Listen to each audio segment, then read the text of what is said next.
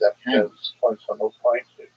He described how, since the end of the Second World War, The United States government had been building a vast network of underground bases around the country.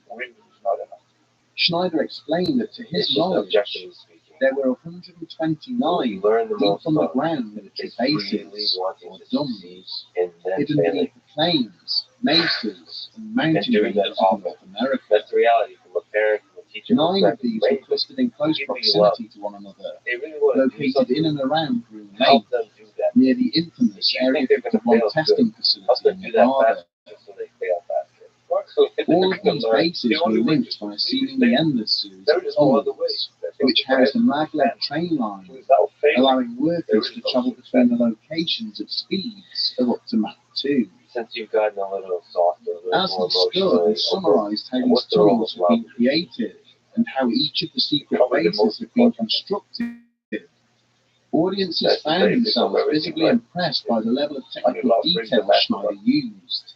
If we had more laws, having listed his credentials as a geologist and structural engineer, he related how he had been brought onto the project to assist with the complicated and advanced construction methods being used. The maglev tunnels had not been drilled or blasted through the ground, but had instead been created using laser technology that vitrified and melted its way through the previously impenetrable rock. In order to create each base, 4 gating holes were bored deep into the earth.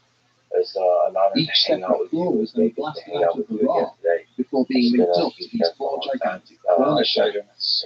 And it was amidst the construction of one facility in New Mexico during the late 1970s that Phil Schneider became an unwitting participant in what would become known as the Dulce. Schneider maintained that in August of 1979, construction on the Dulce base had begun to fall behind schedule due to issues relating to the drilling of one of the corner columns. The facility was being tunneled out beneath the southwest corner of the Archuleta Mesa, but every time the drilling team had attempted to pass a certain depth, they found that their machinery was mysteriously failing. In an effort to discover what was frustrating the drilling operation, as soon as he stepped out of the crane basket into what appeared to be a pre-existing cave network, he had instantly realized that something was going wrong. There was a bitter and unnatural stench in the air, as the drilling operation now allowed ancient gases to escape from the void beneath, along with a mysterious and sooty residue on the unusually smooth walls of the caves. It was at this point that a tall and slender grey figure had suddenly stepped out of the shadows in front of him, carrying what appeared to be a weapon of some description. Utterly terrified by this creature's unearthly and intimidating appearance, Schneider had used his sidearm to kill it, only for 2 more to then emerge out of the darkness behind. Backing towards the crane basket and firing wildly, the engineer managed to fell one of the pair, only for the other to then use its own weapon upon him in retaliation. Schneider was instantly consumed by an eerie blue light and felt a huge jolt of electricity burst through his body, which had sent him crashing to the cave floor. Actually, we do. When he came to, he found himself being bundled into the crane basket by the Green Beret, who then turned and engaged more of the creatures as the basket began to ascend without him. You check everything. You try to pick up the Upon his return to the surface, the doctors who treated Schneider found severe damage to both his left hand and foot, with several fingers and toes missing. After he had explained to his superiors what had taken place, he was removed from the project, but later discovered that construction had continued. It was alleged that further battles beneath the Mesa ensued, as U.S. Special Forces clashed with alien interlopers who appeared intent on frustrating the construction of the base. Schneider claims that in total, 66 soldiers and countless extraterrestrials inside. And then as we do it, we learn. He went on to allege that the aliens who had been residing beneath the Mesa had worked with humans ever since, creating numerous scientific breakthroughs which had gone on to assist in the game that we don't anticipate anyone will find. And and they ultimately Throughout find it usually has 1995, crates of all the Schneider weapons. continued to tour the United States, giving talks in which he listed numerous other alleged conspiracies, alongside the revelations of deep underground military bases. At times Over the course of these lectures, however, it soon became apparent that the former engineer was beginning to struggle with what he had started. He described how he had been involved in a shootout with federal agents, killing one in self-defense, and how an attempt had been made to kidnap his daughter in a bid to force him to stop delivering his lectures. Then, in January of 1996, 2 months after his final speech in Denver, federal agent dead in his apartment in Wilsonville, having apparently decided to take his own life. The agents went on to conduct a search at Cynthia's house, removing any notes or materials related to Schneider's death. Always raised questions about the speed with which the authorities moved to attribute it to suicide. Phil's body had been found slumped between his bed and wheelchair, with a rubber catheter hose having been wrapped around his neck 3 times and tied off with a knot. Both his feet were wedged hard underneath the bed, with his head resting in the seat of the wheelchair at an angle that would not appear to be unnatural for him to achieve. There were traces of blood on the floor nearby, but no injuries or wounds were found on the body itself to suggest where this may have come from. When the family later asked if a suicide note had been discovered, they were told that all the papers seized from the address had now inexplicably gone missing from the police storage facility. Subsequent requests for additional toxicology testing on Schneider's remains were refused on the grounds of adverse cost, considering the cause of death had already been determined. Further, more adamant demands for these tests would also be refused, because the samples had apparently been destroyed by the laboratory which is in storing them. One detective who later spoke privately with the family stated that with the missing fingers on Schneider's left hand, it would have been almost impossible for him to have tied off the catheter himself. When the officer in question had shared these concerns with his superiors, he had been ordered to keep his observations to himself, before then being reassigned to a different case. It appears that even in death, Phil Schneider was continuing to raise awkward and uneasy questions for those in positions of authority. When taken in context of the many accounts which already exist regarding the possible underground base at Dulce, the testimony of Phil Schneider appears to be compelling. Many of the experimental compounds and construction techniques he listed during the course of his lectures were mere concepts during the late 20th century that have gone on to become commonplace in modern building work. His descriptions of the base layout and people who he'd never met or associated with. And yet, even the lightest touch of scrutiny has shown his accounts to be marred by falsehoods and inaccuracies, which make it difficult to take some of his claims seriously. He made repeated assertions that his father, Otto Oskar Schneider, was a German U-boat captain who had been captured by the US Navy, and then both German and American wartime records shows this to be an apparent fabrication, with Otto having been born in San Francisco in January of 1906. Similarly, his claims that the original attack on the World Trade Center involved the use of a tactical nuclear weapon, and that the occupants of Waco Ranch had been murdered using chemical weapons, have apparently been debunked. These revelations would appear to suggest that Phil Schneider was an individual prone to exaggeration, sometimes verging on the edge of delusion. But if this was the case, then where did he sustain his life-changing injuries? And what happened to the missing samples and notes he brought with him to his lectures? Why is there so much evidence that he was silenced by unknown persons, and efforts made to present his murder as a suicide?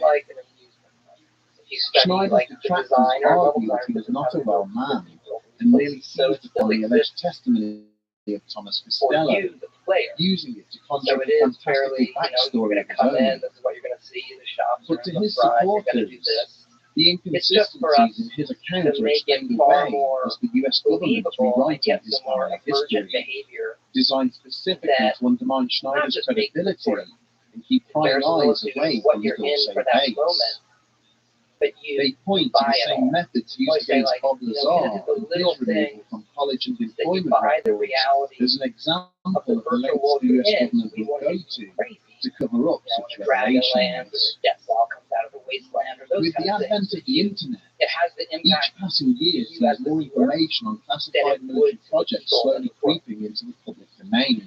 Okay.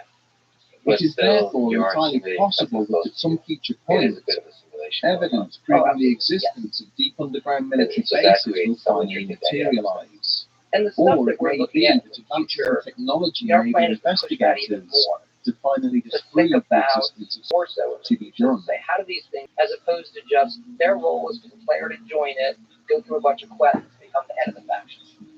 You know, think a little bit deeper about the simulation and what would the Mages Guild be doing in a fantasy world, or them doing in a fantasy world, versus just sign up, do quests, get gold.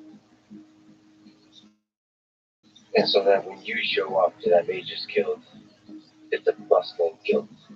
Full stuff going on. It's not just that it's bustling, that they feel rooted in it. They don't feel like a storefront for come here, do quests, get experience. Is that one of the essential components of randomly generated worlds? So when I think back to Daggerfall, this gigantic world. When I first played it, I thought like, I mean, you're just the immensity of it, right? The immensity of the possibility. When you're young and you look into your future, it's wide open. Hey, you can do anything. That's what Daggerfall felt like. The whole thing was gigantic. And Daggerfall is interesting coming off of Arena, where Arena does the same thing, but Daggerfall in many ways is bigger, despite focusing on an area because of how the density of, okay, this is how much physical game space we'll do for these villages and towns, and it does feel endless, even though you're looking at a map that has constraints. And planets, because there's a different kind of gameplay experience when you just wander outside a city in Daggerfall than, follow a quest line and go to this place, and it's completely handcrafted, and everything around every corner we kind of place like Skyrim. Starfield's a bit more like Daggerfall, and you wander outside the city, we're going to be generating things, and you kind of get used to that gameplay. It's different than we've done before, and fun in a different kind of way. We'll talk about Starfield. So, just for people who don't know, and how dare you not knowing, but with Daggerfall, we're talking about the Elder Scrolls series that started. So we're talking about the big titles within the series. It started with Arena in '94, Daggerfall in '96. I didn't look up the years before this. This is depressing or awesome. So all of these games brought hundreds, probably some of them thousands of hours of joy for me. So Arena, Daggerfall, Morrowind, Oblivion, Skyrim. So I don't remember Arena being that open world. Well, it's all the provinces. It follows kind of the same pattern. It doesn't have all the number of villages and places that Daggerfall has, while Daggerfall focuses on the Iliac Bay area. Arena does it all. It just changes the scale in terms of, one block on the map equals this much. There is something that, I'm speaking to anecdotal experience, but I just remember it feeling wide open, Daggerfall. It definitely The way Arena did. I don't remember. Maybe because Arena, it was so cool to have the role-playing game aspect. You're focused on the items and the character development. Daggerfall has a lot more depth, particularly in the characters. That's where it introduces all of the skills and those kind of things. Arena is actually, it's a game I love. And it's very, very elegant. You look at the first one where it's just an XP-based system. Do this, get XP in development. What are your skills? There's advantages, there's disadvantages. And the environment going full 3D from Arena, which is actually like a 2.5D jump style engine. I agree with you. Daggerfall feels like there's more possibilities when you're playing. Were you able to like look up the sky in Daggerfall? Yeah, My memory. yeah. So that's what full 3D is. And then you can go outside the city. You can walk across the stage. You can do that in Arena too, but it looks more fakey, right? It's all going to be a flat plane. Here comes things, and then it's dungeon. To the end, in the middle, so from Starfield, Fallout, the Elder Scrolls series, let's go to the very beginning. What's the origin story? You know what? We'll go before that. When's the first time you remember the thing that made you fall in love with?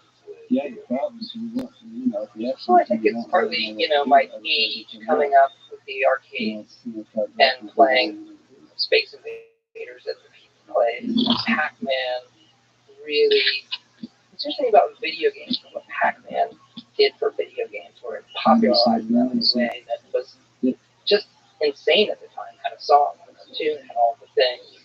Nintendo comes along, so it was always part of. I think if you were a kid growing up then, it was such a newness to playing things like that. I remember being in 5th grade when TRS-80 was brought into the classroom. It was a Star Trek game. And I was enamored with it. And they were going to start teaching some rudimentary programming. Okay, would you like to know how this is made? And I was hooked. I just figured out how to make this stuff. And so I was a self-taught programmer, and my whole goal was to write my own video. And by 6th, 7th grade, I had written my own much better Star Trek for Apple II. I really enjoyed programming on the Apple II then. And that, I think, was the right level of complexity, at that age, where you could you were always learning, and you could still understand a lot of the problem set for, this is what I want to get on the screen. And I was also into art, so I did a lot of art, a lot of programming, and I was always making games. That was my hobby from the time I was 10 or 12. What was you involved in making games? Like, how did you think of it? Was it from a graphics perspective, like what shows up on the screen? Was it how it makes you feel? Was it about the story? Was it the text-based stuff and the dialogue and the prompting? And what is the means of creating a video game at that young age? It was a way of experiencing things that I couldn't myself. So, if you're playing Dungeons and Dragons at the time too, where you really feel, even pen and paper, these are they feel somewhat real to you as you're playing them. You're very invested in your character, what you're doing. And then I loved the games that was reinforced, able to bring that to a computer so I could do it on my own time. It was very, very real to me. My bedroom, and go to bed and think about it, and then, oh no, I have to go to school. I want to come home and figure out how to do this problem in the game. And so whatever I was creating was something that I was excited about at the time. I made Raiders of the Lost Ark game. I wanted to figure out a new method on the Apple II of pulling it off graphically. Whether that was editing character sets to get graphics in different formats, or how can I enable the secret double high-res mode it had, or just things like that, where it became kind of limitless. What can I make this do? And I had some friends who were doing the same thing, and then you get into who can impress each other. And I was kind of middle of years at the school, and the Apples come into the school, and the teachers are learning it because they have to teach the students. But then I would say I was part of a group of students that were way past that. And it was very much of a self-taught. How do you make this thing dance? I'd like to ask a strange question. So at that time, a lot of people would say that you one up is not the greatest game designer creator of all time. You were middle of the pack then. you have a sense to be your life, and you would also be creating, the greatest games ever? Not in the slightest. No, I don't think anybody.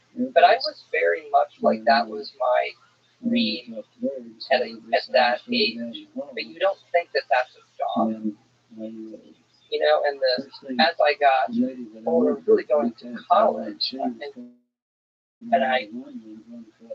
even the computer classes then weren't where I wanted them to be, so I'm still kind of doing my own stuff. And I ended up getting a business degree and then interviewing for some jobs, like finance jobs. Well, I guess I should do this to make money. I keep doing this on the side. And I remember I actually got to like the final level of like this corporate finance job in Circuit City. I think they went bankrupt. They were basically So what's the origin story of you joining Bethesda Software at the time? So I had gotten Wayne Gretzky Hockey 3 for Christmas from my girlfriend at the time, who's now my wife. I was in college, and that's on my way home over Christmas break back to William and Mary when I went to college. And I was at this point committed, like this is what I want to do. So I'm just going to drive by and knock on the doors, which is what I did. So I drove by and knocked on the doors, Martin Luther King Day, 93. And someone came out and met me. Well, maybe I'm in college. I'm talking about one now. I would contact them every once in a while. I did work for a small software company right out of school down in that area of Lynchburg. And still would contact Bethesda. Arena had just come out. So they were in 94. Arena had just come out, and I loved it. So I was in sports games, like the hockey stuff. They were doing they did a basketball game. Yeah, I'm just looking at, they did like 6 sports games, 6. But that's the 10 games, 6 of them sports games, and NCAA basketball, hockey league simulator. So it was really like sports gridiron, which is like the first kind of physics-based football game at the time. And there's a famous story with Electronic Arts trying to imagine that hiring Bethesda before my time to make Madden. They were struggling. When I started at Bethesda, I remember the owner had John Madden's Oakland Raiders playbook in his office. But who can I see that? And I love sports, right? So I still play Madden to this day. I love it. So there's an alternate reality where I make sports games. Yeah, absolutely. I wanted to make like the ultimate college football games. Well, it's always like it's like music. I listen to lots of music, which we don't play every time. I think of open world is fundamentally different. Sure. Like source of happiness, entertainment, storytelling, world, gaming, and matter. I mean, it's because I love both.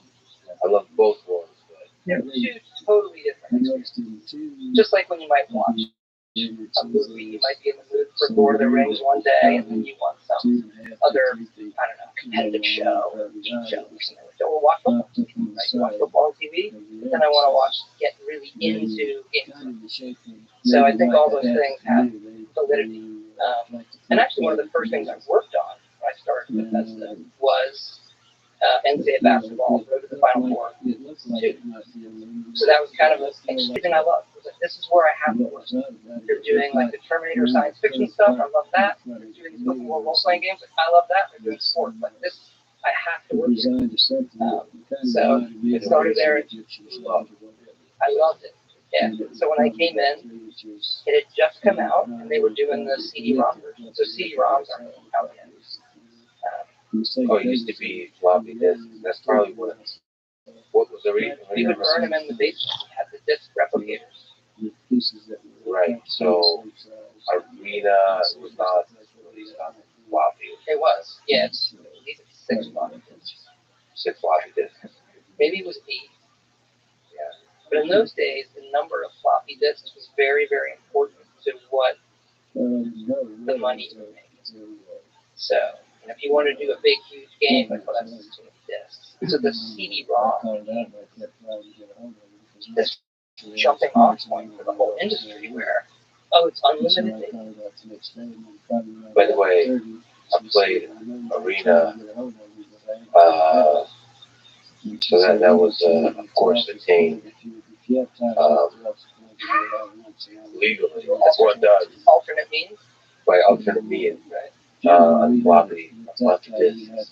That was such an incredible, as you probably have seen, interacting with a large number of people. It's a whole world. It's a world that you escape to in a way like your favorite book, Lord of the Rings. It was just something. It was unlike anything else. It was incredible. It's probably, I mean, of course, people say that the first game you play is the most, is the one that really sets my thing the most to. I think the first role-playing game I played, and it was just changed everything. Was Arena, yeah. I think the Daggerfall is what I really played. That you can feel like you travel to this whole other world. That's less about entertainment, like a shooting game, and more about a world. It felt like it's a world, like you're literally there. You travel there, you live there. You actually feel like that person versus like a pack. So you joined. You made it. What did you work on first? I worked, well, everyone did a bunch of stuff. So I worked on the basketball game, really just to get it out the door. And Terminator Future Shock. So we were doing Future Shock, the engine, the X engine. There were a bunch of guys from Denmark, actually. There's like a big Danish demo scene in those days in PC. And so a bunch of the top programmers there. But look, this is not big. This is not a big company. Maybe there's 20 people in development. And we were doing both Daggerfall and the new Terminator. And so Daggerfall was a bit more, again, behind the Terminator game. So I was one of the main people on the Terminator team. And I don't know, things kind of worked out. I very quickly, I don't know why, like I quickly became the producer and I was making levels and doing all these things, and it was awesome. And I like looking back now, I can understand it better. But at the time, I didn't appreciate it, which is no one quite owned the Terminator license. It was in like this limbo legally, so there was no one to tell us what, like, no, you can't do that. So we would pick apart the movies and how does he mention the gun he wants and the wattage of the laser and all these things. So Future Shock is a game that I still love today. It does a lot of things that if you go back and look at it, we're frankly still doing. Like, it's a large, open world, post-apocalyptic, landscape, height map with instant objects all over it, and that is still a lot of how we build our world. What's an instant object? It's, some games, every, wall or building is kind of unique in its data, whereas we would just build, these little husks of buildings and then place them all over the place. So the memory to build a bigger world. Sometimes you build a bigger world much faster and not, not every single version of that building is in its own unique architecture that is going to take up memory and processing speed, et cetera, et cetera. So you're there very much in the computational construction now, but in those times, I do feel like every year the technology moves, and maybe it's because same thing, like that my age at that time, or some new game system, and it was every year innovation, and then 3D acceleration comes along, and then these things come along, and then HD comes along, and it is true that as time goes on, there is visually a diminishing return in terms of what you're able to do on the screen, and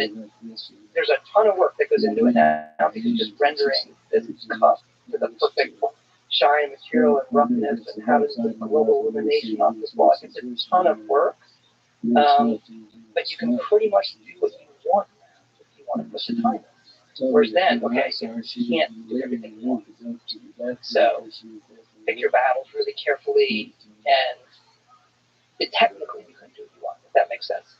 How much trade-off is there now in how much effort you put into the realism of the graphics versus the story? And actually, not even how much effort you put in is there a trade-off in the experience, the feel of the game, in terms of realism and story? Usually we will start with let the player have as much agency and do as many things as they can as possible. And we will sacrifice some graphic fidelity for that, some speed for that. We could make a game that, traditionally our games are, we okay with 30 frames a second as long as it looks really good and simulations running and all of those things. So we'll sacrifice some of that fidelity for the player experience and the kind of things that I do. But from like a manpower standpoint, the graphic programmers work on graphics, the artists work on art, and awesome team of artists, designers, writers, programmers. It's usually where we find as time goes on the amount of art time that it takes to create a cup compared to what it used to be. That has increased, so we do use, like most people use, art outsourcing as well, so that we still relatively, compared to our industry and what we're doing, have smaller. What about the experience of the beauty of the graphics? So, like, one of the most amazing things about Skyrim, I mean, you can say that about some of the other games, but for me, Skyrim is the outdoor. When you step outside, it's the outdoor scenery. So, what does it take to create the feeling, especially of that, being outdoors, of nature, and just like lost in the beauty, whatever it is when you go hiking and you feel the awe of it? How do you create that awe? Is that graphics? What is that? It's a lot of graphics. It's a lot of moods. We used to talk about it in terms of tone. And those are, again, going back to my previous comment, the graphics are very, very important to us because, and we always push them, because when you're doing the kind of things we do, where you step into a virtual world, it doesn't have to have that moment of, wow, this feels real. I've never experienced this. And it's okay. I think it's okay to let like the time settle. Meaning, you step out. How does the wind sound? How are the trees moving? How are the clouds moving? I enjoy scrolling and watching something. How does it land over the water? Like, it doesn't have to be like, hey, let's go, let's finish a quest, let's go kill things, let's figure out the next step, let's level up. Like, I like the quiet moments a lot, and I think in player games you can tell we spend a lot of time on it. Then you watch, like, the weather roll in. I think that's just part of being that character, being that person in that space. Yeah, that to just do like a live stream where for hours, walk around Skyrim, just and then answer questions and so on. It just feels that's a completely stress-free environment. It's just you are, just like you said, in this moment in time. And it's so incredible. It feels as incredible as going hiking or something like that, but in another totally different place, like Iceland or something like that. This whole other surreal, ethereal place. So, yeah, it's incredible how you kind of create that. So graphics is a part of that, but also letting in the temporal aspect of that, like the wind, the rustling, sound, and look, and all of that. The soundscape is really, really important. And the sky, we spend a lot of time on the sky. It's taking up much more of the screen than a lot of people give credit. What about the rendering, the rest of it? Like, how do you use that? It's a lot of level of detail, streaming work, and nowadays it's getting more common. Like, frankly, the systems are built better for it. Hard drive speed is really prioritized. Like, they're so blazing fast. You take Skyrim and Oblivion and the fallouts of that 360 era. There was a lot of time spent on how do we get all this data streaming in as you move, and then levels of detail so you can see all the way, but not crush the process. Hey, you know what? Let's even step back. You mentioned tone. You mentioned tone a lot. What do you mean by tone? It's all of it together. If you look at I think you can flip through, let's just take fantasy. You can sort of look at a couple images or things and know how does Lord of the Rings different from Game of Thrones, that is different than, Arthurian like Excalibur, or your, Sci-Fi Channel, series that's a month. So finding that is going to make it kind of unique, and usually I lean on something that is grounded in reality for what it is, and then have lesser kind of fantastical things, at least at the start, and then they kind of build. So even when we do Starfield, it's a science fiction game, there are laser guns and spaceships and fire out each other and blah, blah, blah, blah, but it's grounded in, you can look at it and say, okay, this is kind of an extension of things as we view them today in space. And we sort of take the same approach with Fallout, where admittedly things can get even a little bit crazier the longer you're developing Fallout content.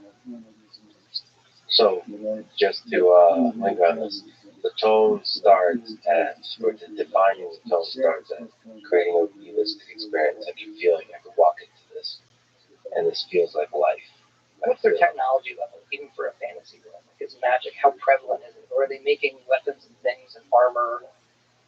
Is it for utility? Is it for decoration? How do they live their lives? Does this feel like a place that you believe that has some grounding in our reality, whether that's historical or near future, or that it's grounded in some semblance of the reality that you and I understand, so that it can feel, it's also making it feel a little bit welcoming.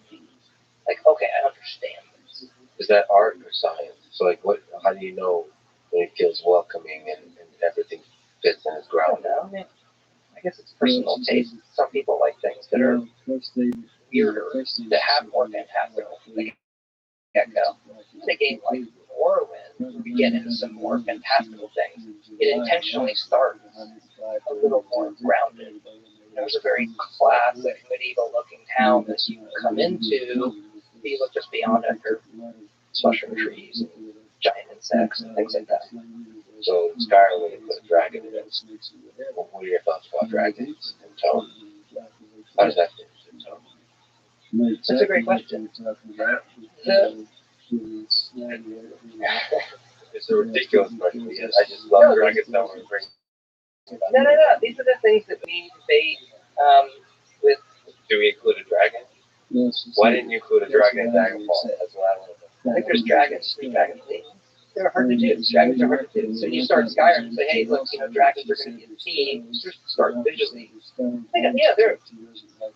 make the argument that dragons existed. Okay, what would they look like? How close to dinosaurs would be here? What would they? And ours are less, I believe they're less fantastical looking in general. They look like beasts that could exist in that world. And then how we introduce in Skyrim. And that's if people in the world are reacting to the dragons appearing. And that somewhat, mirrors, you want something that mirrors the player experience as well. It says back to you, like, hey, no, have you heard this? Someone saw a dragon. So that's what Daggerfall is. There mention of dragons or something? Because I remember being sure that there's dragons in Daggerfall as I'm playing it. And I'm searching for. Is there a dragon in Daggerfall? There's a dragon in Daggerfall. So I remember, look, I can tell it's probably correct. And then, game I did, Redguard, we bring back a dragon. It takes place beforehand, so we have a dragon there in that game, and that was unique to that at the time.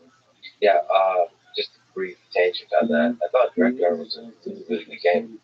I played it as again, you don't, you forget stuff, but I remember getting, I guess it was the first in the Elder Scrolls series, put it into that world, but it was like an adventure game. It reminded me, another game I really love, like Prince of Persia. That was one of the inspirations. Prince of Persia is one of my favorite games. I apologize if I'm forgetting, but you can like jump in buildings and stuff, like there's just jumping, there's a dynamic, like airy nature, like it's a like farm type of situation. Yeah, it was an incredible game. Why do you think that's sort of a dark question? Why do you think that game was a flop? One of the It's not a dark question. Yeah. It was. Well, a lot of reasons. Game that I love and really got us going on a handcrafted world. So we're coming off of Daggerfall. Morrowind is sort of in design. And then, part of our development teams broke up to do different things. The Battlespire and Redguard was my game. And I wanted to do something a little more old school feeling, handcrafted world. I really like things that blend up genres, so I know it's in the adventure game category, but it really does a lot of things. It's a love letter to Prince of Persia. There's a little Raiders of the Lost Ark in it. There's a lot of Ultimate in it, and really see what we can do with the engine. It very much, I think, plays like it would have had a much better home on, say, PlayStation or Xbox. But this predates Xbox, right? Where it's much more like constantly Tomb Raider had come out. So you see those influences of Tomb Raider on that game, and 3D effects cards had just come out. And it was the last, I think it's one of the last like DOS games in the Windows world. So I think it missed kind of a technology window as well as ultimately not what people wanted from us. And I felt I was really kind of the company let me make that game, and it was a big flop. Battlespire hadn't done well. The company was in really bad shape, and I felt really like personally responsible. Like they let me do this creative thing. It didn't do what we needed it to do, and now we're in a very, very bad situation. Company was going out of business, and that's when it got reformed with ZeniMax Media. Robert Altman came in, and we were starting more when we just sort of started, and it was sort of that whole experience that made you sort of realize. He says, "Okay, you're going to get another shot," and that's where you're like, "Okay, we're going to make Morrowind and make the biggest best RPG we can make. We know what the audience wants from us. We know what we can do, building a world." So there's like callbacks to how we built the world in Redguard. Morrowind is a large-scale, handcrafted, but if you were to put it, pixel for pixel with Daggerfall, you wouldn't even see Morrowind because Daggerfall is so big. But the impact of playing it, I think, is in many ways different. Just you personally, psychologically, did you have doubt about yourself from the performance of Redguard? Like, do I know what it is? Of course. Where do you get how do you overcome that? I don't know. I would say that honestly, I enjoy it so much. Like I'm so heads down. Like that becomes better or worse, like my life. And it's just something that I want to play so much. It becomes like there's a little bit. You get a little obsessed with it. No, but I mean, you love Redguard, right? So like, doesn't that mean? Isn't there a kind of self-doubt about, do I know what it takes to create a great game? Well, no, I think Redguard's a great game. Right, so you were sure. Okay, so if you're going to debate, like, do I like that game? It's about finding it on. Okay, so I love Redguard. And the people who play it, it won a bunch of awards. Like, critically, it was a pretty good game. Did not sell. And the reason for that, again, like, we probably made this the wrong type of game, and we missed the technology. We also thought it was very conservative. We're going to do this. So my main takeaway was, I'm not going to be conservative again. I'm going to swing for fences. And we've had, there'll be some rough edges in swinging for the fences and shooting for the moon. We'd rather do that and land where we land than be very, very conservative in what we're putting out there. You mentioned, just referencing this game, on the Reddit AMA, that long time ago during Redguard, the lead programmer made all the buildings up and down after he played. And that's just a lesson. Just a curious tangent. What's involved in programming an open world game? So we talked about. What are some interesting sticky bugs that you've encountered throughout your life in creating these games? And this is one of them that you mentioned. So what are some of the challenges of programming these open world games? I mean, there are different flavors of them, right? Your GTAs will have different issues than, the Ubisoft games versus our games. Things sort of, speak to ours, which is you want to build, right? Because they're gonna play the game for a very long time as well, which we learned. And you can't go through and touch everything by hand per se. So you have to rely on some systemic level of creation and a lot of systems that are robust enough so that when they touch another one, things aren't breaking apart. So there's what are the major systems? Is there like the physics of the game, the engine of file, like the physics, the motion, maybe complex, right, and all that kind of stuff. Right, so you have the rendering, right, of like, okay, this is how I'm going to render the data that I have. Well, they'll confuse engines with rendering. I mean, they're combined, obviously, but there's the data you're going to give to the renderer, which is things, that draws the pixels of the screen. So there's most of the engines is how are you going to bring in that data and give it to the renderer to draw it. So you have that whole system walking through the world, feeding in the data and drawing. You then obviously have the physics and the interactivity. What are the things that are there just to be drawn? And what are the things there that are meant to be interacted with and touched? We put a big premium on the ones that can be interacted with and touched, whether it's flowers, the trees move, whether you can sleep on the sofa, sit in this chair, pick up all the stuff, make bread, blah, blah, blah. You then have the AI, which loops in the stuff we talked about earlier, and across everybody, and combat systems, which is a lot of what people end up doing, combat systems on top of that AI. How do they react to those types of things? And then how do they look at the things that can be interacted with? One of my favorite things is when NPCs will go pick up weapons, which you don't see in other games. The first time you see it in one of ours, it's like very unexpected. You can drop like a crazy weapon and fight an NPC runs over, picks it up and uses it on you. It's not something you would expect. But I love that stuff.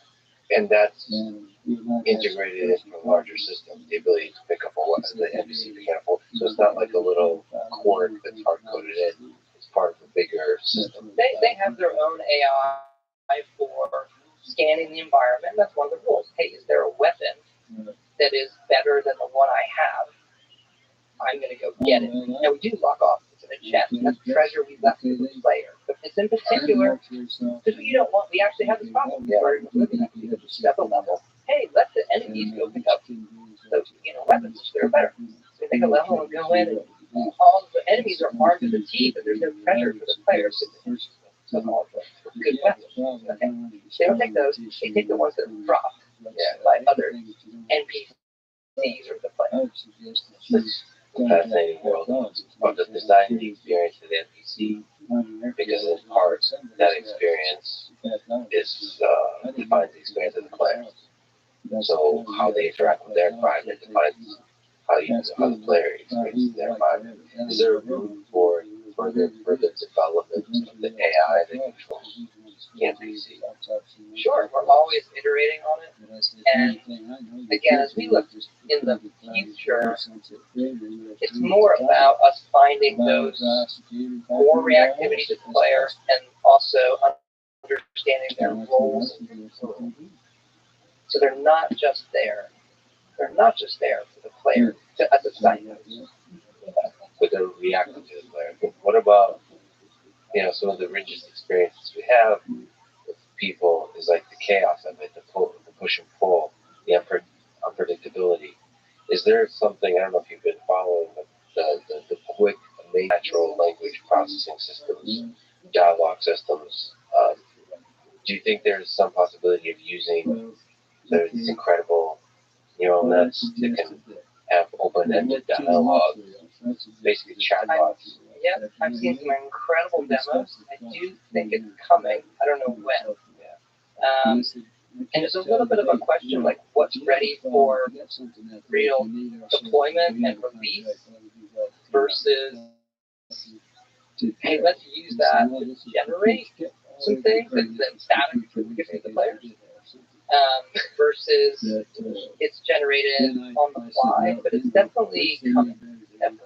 And I think you'll see it in the types of games that we do as great, application. I love the idea that you'd be using it to design different NPCs and then testing if they're good enough. If they're like fall too crazy, you don't want like the super. Right, but if we go back to it being reactive, some of that bot stuff, it's incredible. It's then translating that into voice, and then is that being done by the client? Is it being done on the server? Is it baked into the game? There's like different flavors of it. So there's still computational challenges. Like how do you actually make that happen? Right. Well, what about in terms of creating the feeling of an NPC? What's the role of voice actors?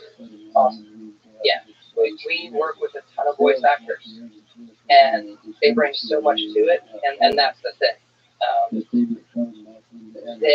We can write some stuff, and then the best ones get in there and make it so much better, or even add the things. And so we do a lot of voice recording.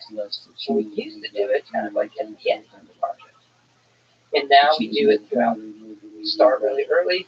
We just start recording. So we're recording for years and years, literally probably 3 years, 4 years. The part of the actual experience of recording will help define the characters and the tone of the game. And we'll go back sometimes and, hey, we really like this. We want more of this. Let's why should do it. You're going to be someone else now. Sorry, that got cut. Do you ever try to sort of imagine that people fall in love with the characters and NPCs? I do. Like, do they get really attached to the... Oh, yeah. I mean, I've done it in games. These are like close friends, right? Like, you miss them.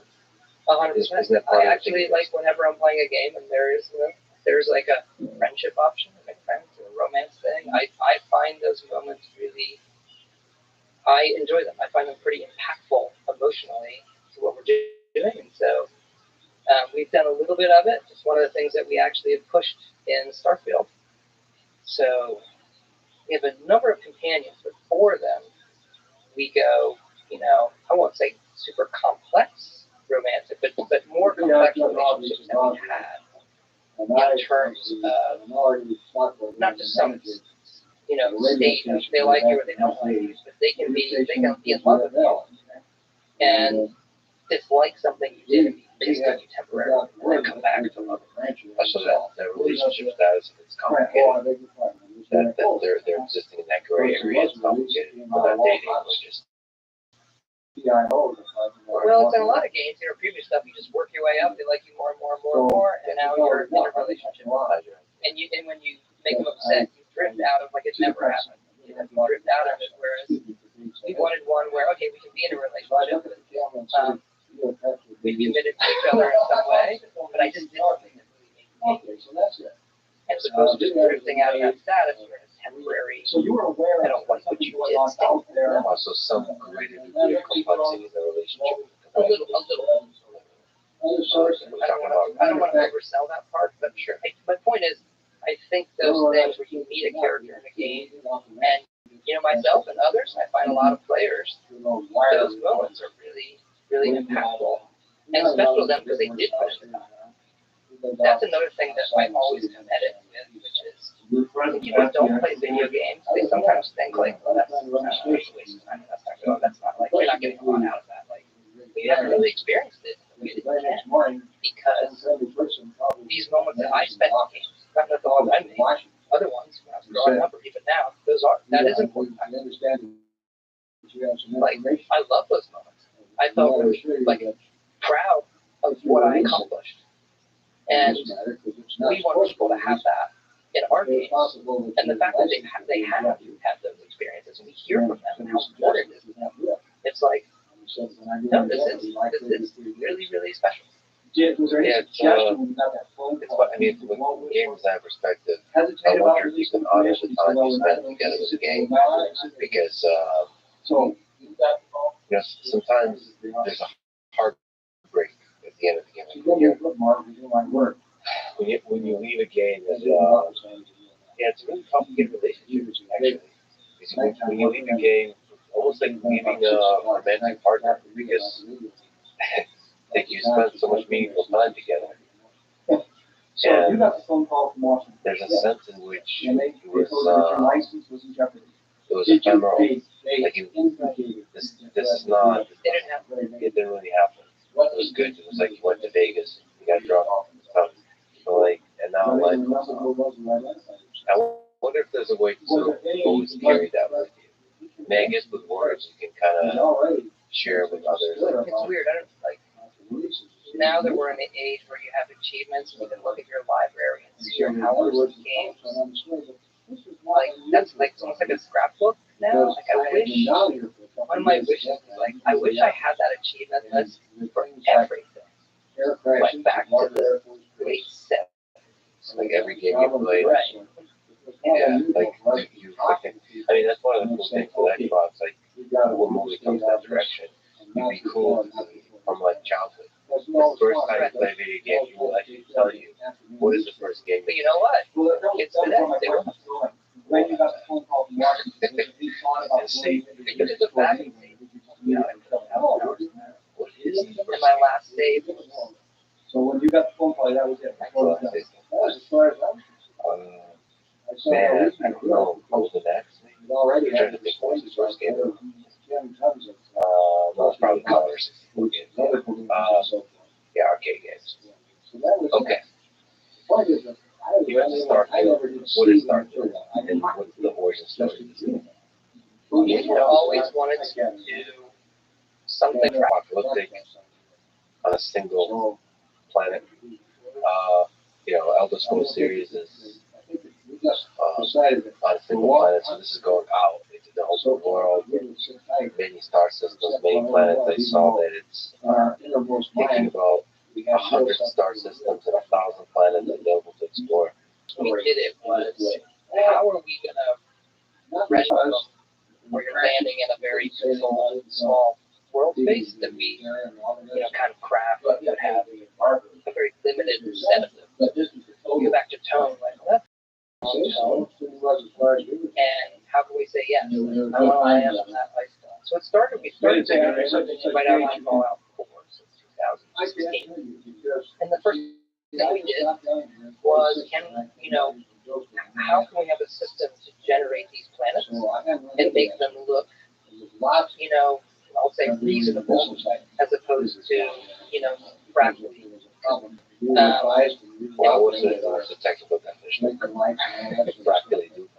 We've done a lot of simulations, whether they're space things or landscape things, where using fractals and this the landscape does not look real. It's just like high and low. It's muddy. So we did find a way. We came up with a way and prototypes of building tiles, like large tiles of landscape. The way we would use them, we kind of generate them offline and do some things.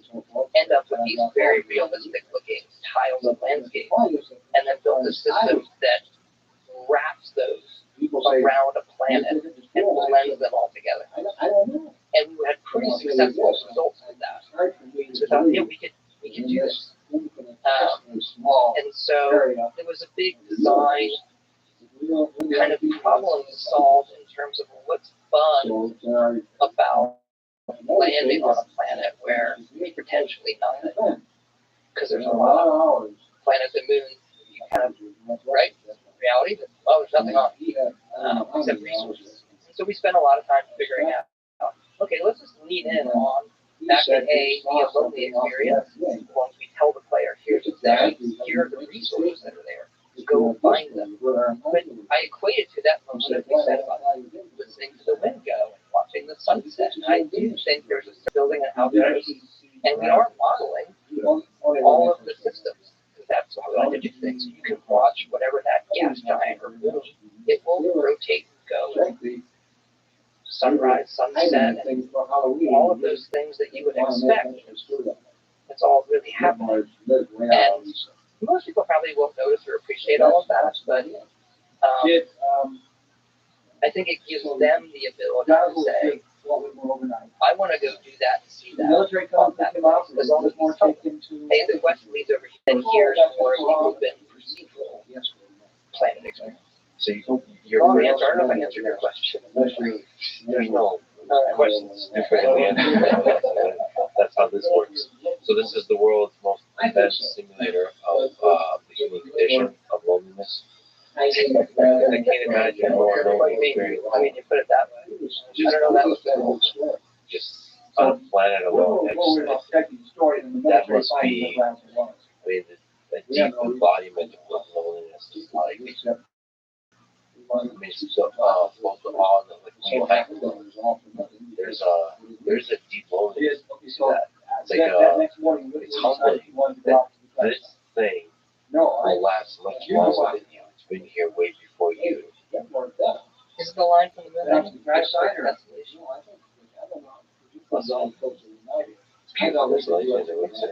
Beautiful destination. Wow. But that's just words. There's a feeling to it. And you want that feeling. You just hear there's some resources here. I just feel like it'll hit people at a certain moment. Like it does for me with Skyrim. Like, holy shit, I'm here alone. And whatever cool nature that's out there doesn't exactly. That's the experience. So you want to create the whole planet, and you want to have many of them. We do have many, but once you build that system, I think the numbers become a little bit. We wrap it in so we can name them all and have a finite set, even though it's a very, very large number, but a set that we can, validate and know about, even though it's a huge number. But once you're building a system that can build a planet, I mean, a planet is sort of infinite space. Go back to the Daggerball analogy, right? If you have systems to build that much space and doing 100 planets or 1,000 or 10,000 or 1 million planets, it's just you just change the number of press the button. But you can't name them all. You can't control getting really big numbers. Hey, what does the system way out here feel like if you take your ship and you jump that far? We do level the system. So you go to system, you'll see, this is like a level 40 system. And us being able to at least control that scale is how we kind of ended up with the 100 systems we have. What are the levels? What do you mean by level? Maybe like when you look at a map in a game, this is the area for low-level players. This is level 1. Yeah. So we do that on a consistent basis.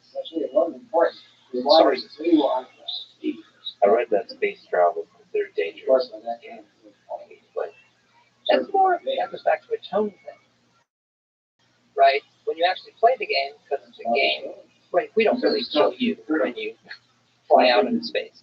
But it has a tone of, there's some effort involved, and we've dialed it back as we were making the game. You used to run out of fuel, you jump and get stranded, which on paper is it's a great moment when you get stranded. You just press this beacon, you don't know who's going to come. Turns out that's not it just stops your game. We found we playing the game, I ran out of fuel. Okay, I guess I'll just wander these planets trying to mine for fuel so I can get back to what I was doing. It's a fun game. That's too realistic of a simulation. Yeah, and the idea was, you can't do that. If you had like a hardcore, a hardcore survival mode, it's the kind of thing you would do. It's more like a challenge, how they build their ships, and they have all the right things for safety. We do get into environmental things. On the planets, your spacesuit, obviously a lot of different spacesuits buffs for, the gases, the toxicity, or the temperature on various planets. Are there robots? Yes. There's companions. Are they robots by chance? One of the companions is robot Moscow, yeah. Okay, so they have the name and the personality and so on. Moscow does, and then there's a whole bunch of generic robots. So we use them as utility, and people, we actually dialed them back, because if you think about, made in terms Some of, offensive right now if you call them robots generic. No, the one we made them more generic. We actually, I understand.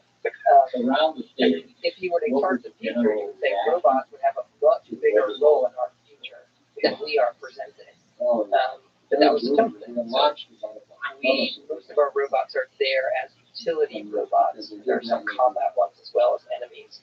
So it's a deeply human world. Yeah. In terms of tone. So per se, not that. have you talked to Elon about this game? How much of reality is SpaceX an inspiration for the decisions made in this game? I wouldn't say it's for the decisions we made, but visiting SpaceX and walking in there,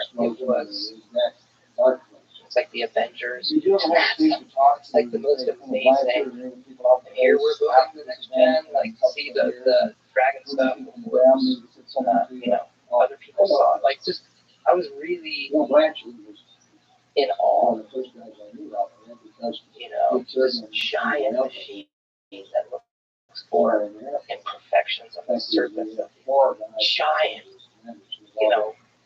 fuselage.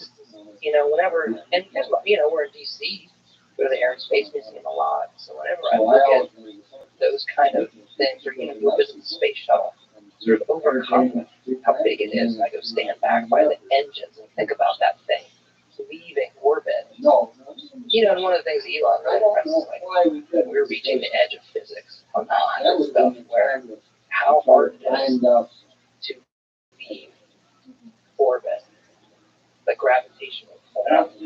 Like, so the engineering that has gone into that, our space program, he's doing now, I just marvel at. I don't understand, right? I'm not at that level, but I marvel at the kind of human ingenuity scale. I was on the Delaware coast last month, and I went outside. I was outside, and I saw this crazy light in the sky, and I thought it was like a helicopter. And I was like, hey, did everybody see this? What is that? And we just stood dumbfounded looking at this thing in the sky, and like, that is a UFO. Nobody takes their phone.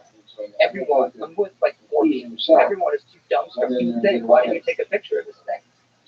And the next day we found out it was it was the SpaceX launch. And I'm seeing it from Delaware, Maryland area. It was one of the most, it was incredible. Even just that. I am in complete awe. Is there some aspect of that you can replicate the majestic nature of that in a video game? I wish I had the answer to that. I think some of it we're doing when you're standing on a planet and you see the other planets go by, and then you realize I could get my ship blast off and land there, build myself a home. I think that's pretty cool. There's a minor thing we do, which is we have other ships come and go from the star points when you're there. So you'll be in a city and hear the engine blow up, the ship's taken off. There's nothing for you to do, but I think it's awesome. Yeah. And then that's all about creating the sound. Seeing it like, oh, that's cool, that the ship is. Or you jump into a system and you see these freighters. Sometimes they contact you. Like, it's not all just like jumping in combat. Do you ever think about the fact that science fiction seems to make it has a way of creating reality, not just kind of predicting it, or with a video game like this, like Starfield, that you kind of anticipate. It kind of fuels people's imagination. Maybe, I don't know. I can't say. You're making me think now about other science fiction. Movie I love, Minority Report. It's more like a space, but more like looking at the future. If you look at a lot of things in that movie, it's almost like I think the Liberty Rebel. Yeah. I mean, is that the one that interface doesn't like the interfaces, and then the way it looks at the child, like a holographic, almost AR, VR kind of thing, or digital billboards, or trying to predict human behavior. There's a lot of future stuff in that movie. As it comes to sci-fi, to your other question, I don't know. Well, I think it does. It's interesting. I mean, I suppose you're trying to create the most realistic, sticking to the tone, the most immersive, realistic world, and almost by accident you create the thing that's possible. You want it to be realistic deep sense of accidentally can become impossible. And that places that idea in people's heads. You need to play games. You need to read sci-fi to help imagine that that's possible. To look outside of Earth, to look outside, look up on the stars, we can actually travel out there. I don't know, there's power in sci-fi to do that. I guess you shouldn't feel the pressure of that. I don't know if I'd make the leap now, that's all. That's what we're doing, like, maybe, one of our, hopefully, it might inspire some young people who are headed in that direction, like, oh, I thought about getting into space and space exploration and being an engineer, doing these things, and I played this game, and, it really sparked that interest in me, so I'm going to go take that as a field, and maybe that's the person who goes and does some of these things. Yeah, because in the next couple of decades, likely a human being will step foot on Mars, which is the first step towards us becoming multi-planetary. Then if you read some of the stuff they're doing with the James Webb Telescope, and then being able to look for signs of life on other planets, it's quite fascinating. That's something happened on the way. I suppose it's a dream of mine, like in our lifetime, to discover life on another planet. Yeah, especially if it's intelligent life. I've been talking to a lot of biologists, a lot of folks. I imagine there's life after there.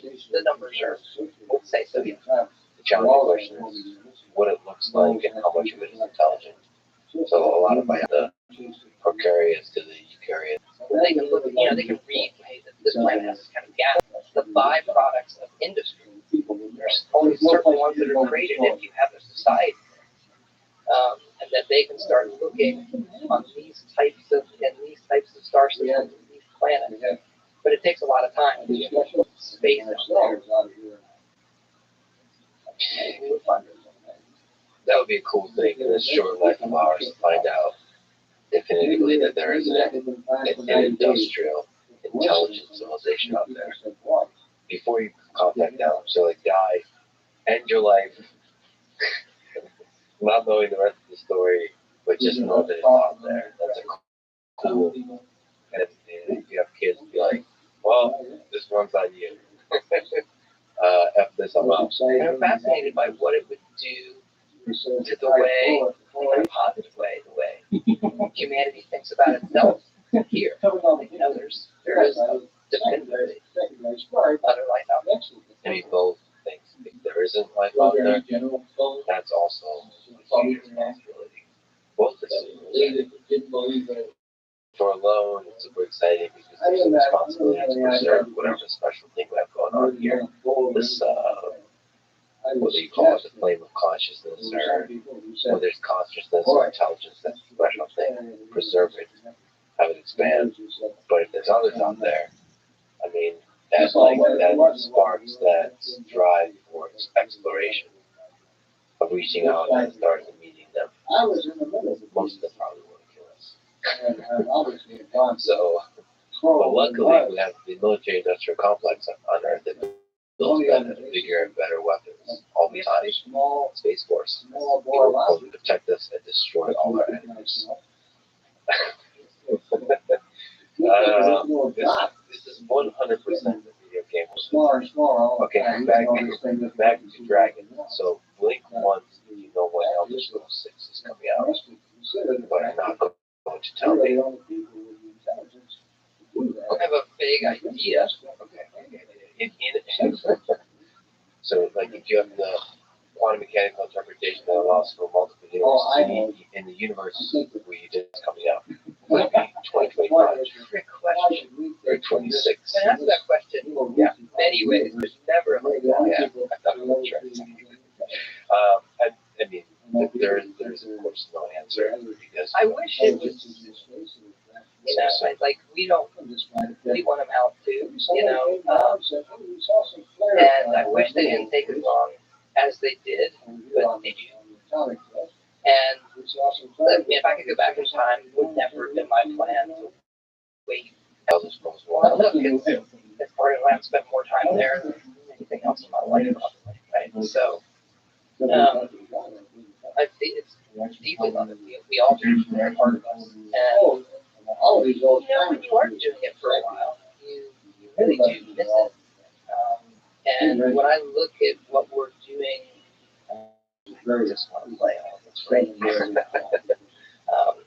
But we're going to make sure we do it right for everybody, and we do have to approach it. People are playing games for a long time. Skyrim is 11 years old. People will probably be playing it 10 years from now also. So you have to think about, okay, people are going to play the next Elder game for decades to decades. And that does change the way you think about how you architect it from the get-go. What are some elements that change the way, like how do you make a game that's playable for 20 years? So I know we're trying to figure that out. There's some elements that should pause on that, pardon me, of course, asking jokingly, I'm excited for it, but I think Skyrim was an amazing game still. I really enjoy it still. Yeah, you know what? The content, even if it was a new way to play it, but then if you look at the mods and what creators are doing to it, we think that is just awesome. It's something that we always supported, we're going to keep supporting. We hired a large number of modders that are now professionals. We want to support the people who are doing on their own so they can be professionals on their own. And how do you get the world is laudable? So you think of this idea of game or stars that enables mods. Yeah, we're rolling that. Going to have to do it use our tools. Now we do clean them up for release because if you're like in the development house, you could deal with some kludginess when you're putting stuff together. When you put it out for people, we do clean a lot of it up. You were saying there's still obviously a learning curve there, but we have looked into out here his ranch. What's the point of mods playing to me? Like that year, I would have spent a very large amount of time creating mods. So we have an editor. You download on Steam that creates a kit for our games, and then it loads up the world, and you can do something really, really small, change the color of the weather, and it creates a little plugin file we call it, a modification of the game, and then you can run your game with that. It's on console now, the mod, not editing, and it's just been incredible. The community there has been amazing what they do with the games. So a lot of it is the visuals. A lot of people do visual things because it's the easiest thing to do first in the space. There's some great things with, like, I love the follower mod for Skyrim. It's awesome. There have been quest lines. Those things take a really, really long time. It's just awesome. What about, is there any possibility of doing a mod for some of the AIs? There is, and I've seen some, but to really move it along, they're using the tools that we already put out there. So to really move the AI along, you have to get some code, which some people have figured out ways to hack in and do things with script extenders. But for the most part, like really pushing it, it does take us, which is why you see when we have a new game come along, the palette that they have, there's so many more things they can do.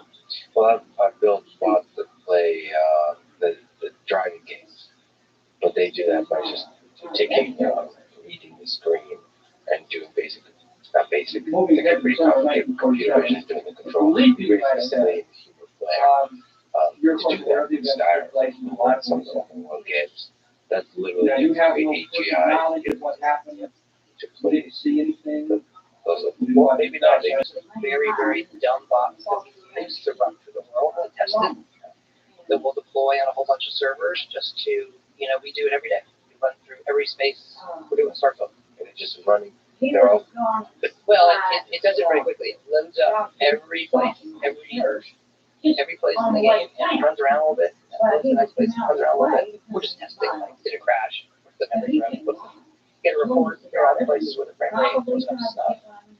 And then we do have one that will play, runs through like the first one or two main quests. Like it'll just play it.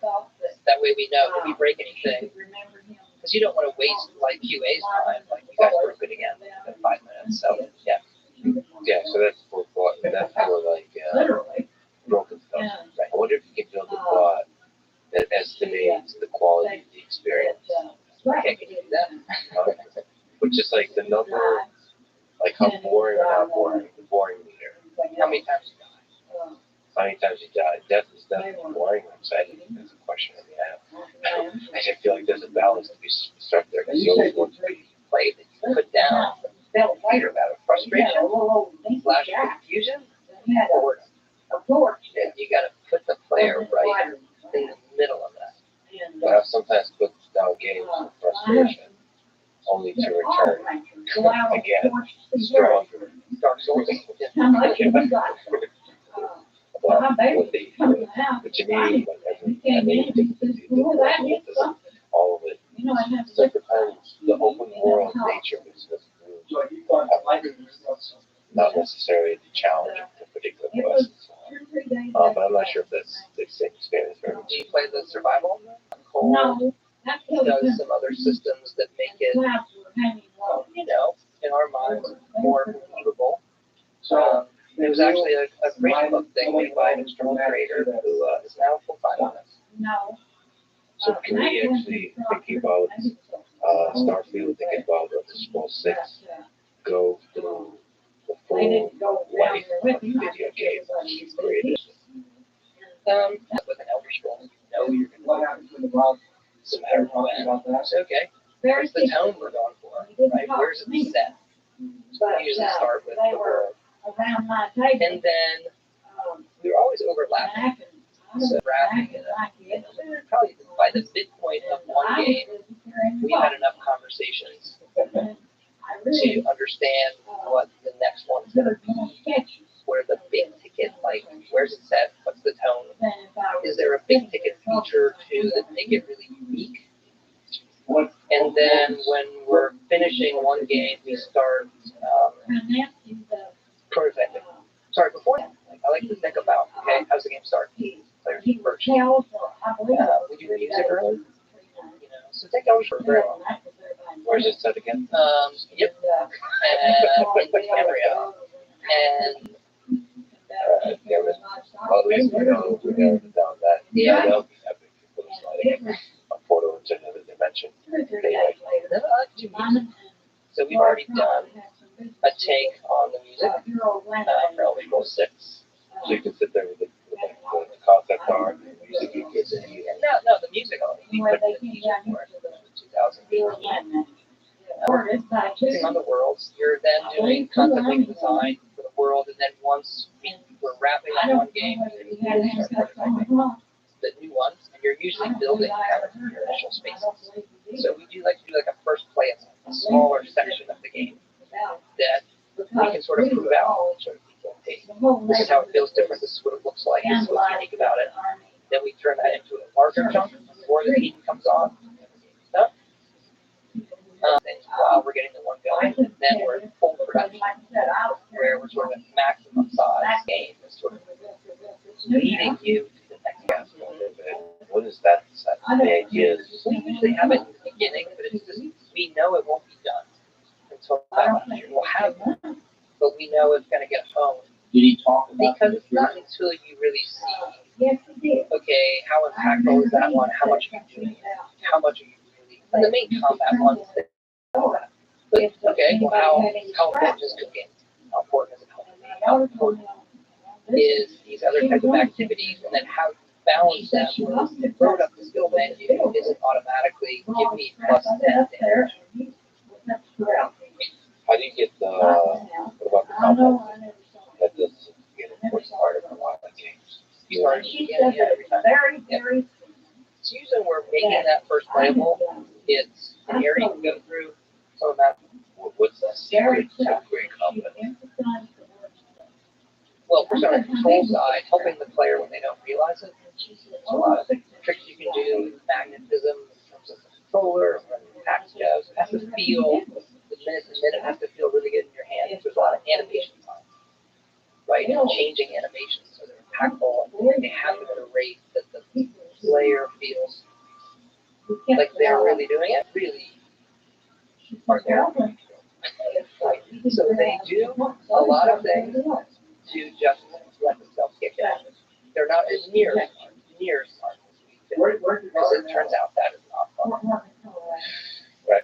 So there's a balance, but there's that is, I guess, a kind of AI, and it's a very intimate interaction with an AI. It's just like there's a lot of stuff going on. It's not just where you kind of show the nature of what stuff is happening, and if anything feels off, it's gonna throw off. Yep, all the games do it. It's not unique to what we do in terms of how they handle combat scenarios. And there's some games that just do it extremely well in terms of even in multiplayer where you're playing boss or how multiple enemy scenarios are overwhelming. Like it feels like you feel like you're overwhelmed with 6 enemies. But, good game. No, they're gonna take the time. Is there a science to it? Is it art? Is it like how Yes. I mean, it's all about. It's like an iterative process where you try different things Yeah, there's a lot of animation. There's a lot of timing, animation work. HUD work also. How does the prediction change? So basically, what are the little sound effects? What about like the game of fun? And again, that goes back to the winning. The winning. Came to your house and was Death does not. Yeah, let the winning. irritated by their. I like that you dubbed out the AI. You heard some of the discussion about. Because they could be conditioned, it would just be just slaughter nonstop for all humans. That's good stuff. What about things like you said cooking, like crafting, making potions, poisons, smithing, weapons of armor, cooking. How do you get that right? What's interesting there? It's such an interesting one. A lot of people don't have that.